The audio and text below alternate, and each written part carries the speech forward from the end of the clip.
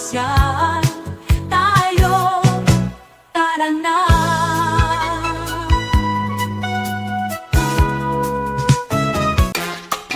We're back again on our Northern Mindanao adventure, right here on its capital, Dipolog City.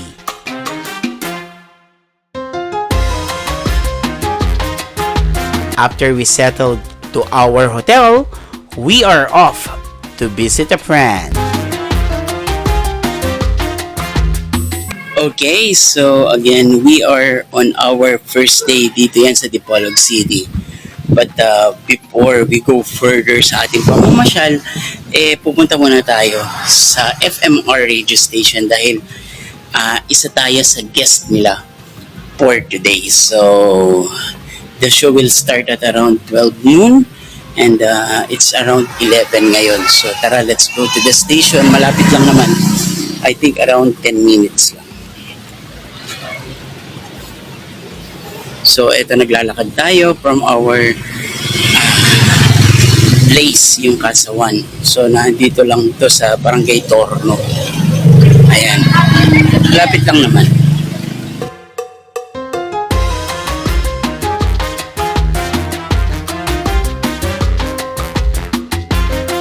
We boarded a tricycle and arrived a few minutes after. Sa video, hindi ako nag-iisa dahil may panauhin tayo ngayon. And siya na po ang magpapakilala sa kanyang sarili. Syempre naman, kailanagid mo na ako, no? Ako si DJ Rabbit Market, ang babaeng may boses na mapang-akit. At ang kasama ko naman... Hello! Ako po si Raymar Gutierrez, isang vlogger. At syempre makakasama ni DJ Rabbit Marikit. At makakasama ko din kayo ngayong hapon na ito at makikipagkulitan sa inyo. Halaka, parang exciting talaga yung term na makikipagkulitan. Ayun, no? Oo. So, ready na ba ang lahat? Ayan, hello everyone. Ayan, sa mga hindi pa po nakatune in dyan, ayan, sige, pakusgi na. Palakasin nyo na ang inyong mga radio kung todo kaya nila, sir. Hindi kaya sila sir? Mag-aalburuto yung bahay nila? Hindi naman. Pero dapat talaga i-like and share nila ito. Yes, kasi maganda yung araw ngayon. Yes, maganda yung araw. Kasi, sir, nandito ka, sir. Yun, no? Dipolog is known for its sardine industry, known locally as tuloy, a kind of fish which is very rich in omega-3. That is why there are a lot of bottled sardines processed in the province, like the most popular one, the MONTAñO Sardines. So guys, we are here in Dipolog City and Dipolog is known for the MONTAñO Sardines. And I'm here with Sophia, Ana, Paulo, Martin. and they are here to show me the history of this wonderful product. So, yung MONTAñO Sardines ko, it started with the mother of my grandfather. So, she started making bottled sardines as gifts to family and close friends. And then, because most of the family and friends like the product very much, she started producing them in bigger quantities to sell. And after that, that's when my grandfather, Nicasio Montaño, started selling it first to Dipolog, and then after in the 1980s, it started reaching other cities like Cebu, Manila. That's where MONTAñO Sardines first started. When it comes to food products, the quality of raw materials is essential. And in MONTAñO, it is one of the reasons that they're famous of. My lolo, our grandfather, Nick Montaño, really believed in producing quality sardines. So for example, even if there are fish supply, but if they are not the freshest among the batch, he won't accept that, and we won't process that into the bottled sardines. So given that, until now, we only produce the highest quality of sardines. The process of making sardines is crucial to bring out the best quality of the product in which Paulo describes. So the first step in processing the bottled sardines is receiving and weighing the freshly caught fish. Then after that, it is then dressed and washed, then being brined in salt. After sun drying, it is then fried in oil, and after which it is placed in a bottle with oil and the other ingredients and spices. Then finally, it is thermally processed in the retort. Now, let's head inside the factory so I can properly show you where everything is processed. As the time of filming, the fishing ban in Dipolog is enforced. That's why we don't have a live processing video. Now, here's the process. This is the receiving area where the freshly caught sardines is stored before processing. Next in this area is where the sardines is cleaned and gutted. The fish waste is usually fed to other fishes.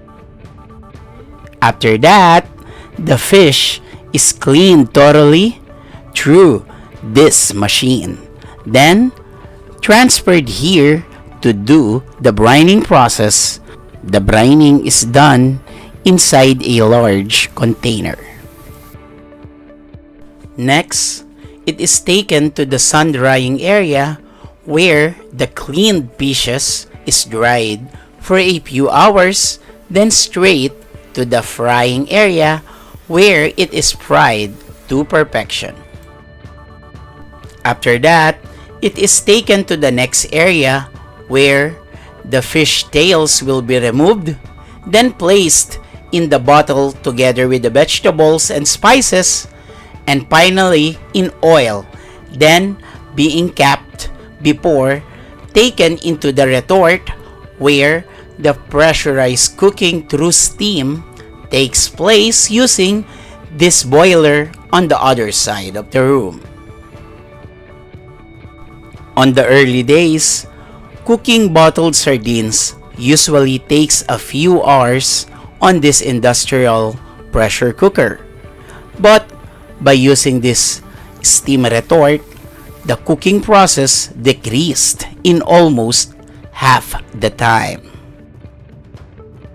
After cooking, the bottles are cooled down and cleaned afterwards before taken into the packing area for packaging and delivery.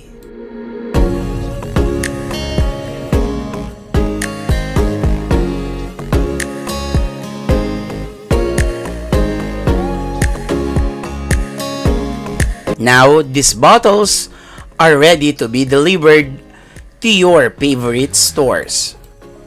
Montaño Foods does really practice cleanliness, as you can see in this video.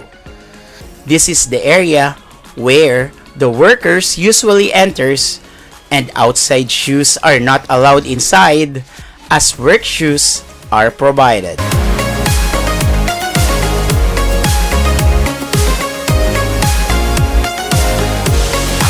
The lockers are separated by gender, and then every time the workers enter or leave, or even just going to the toilet, they must wash and dry their hands according to the protocols.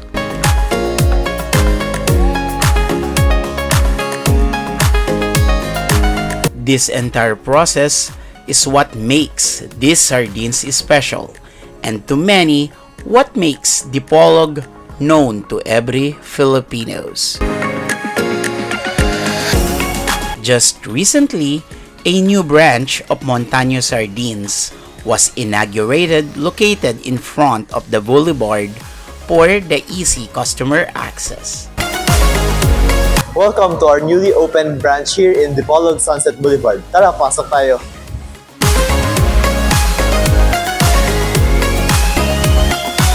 So guys, next time you visit Dipolog, don't forget to try Montaño Sardines. So when you come visit Dipolog City, don't forget to try the original taste of Spanish sardines. It is a perfect pasalubong for your friends and family. Visit us at our main branch located at Martinez Street, Torre, Dipolog City, as well as our newly opened branch at Dipolog Sunset Boulevard. For our Manila branch, you may contact us at these numbers, and we're also available at major supermarkets nationwide. Montaño Sardines, Calidad Suprema.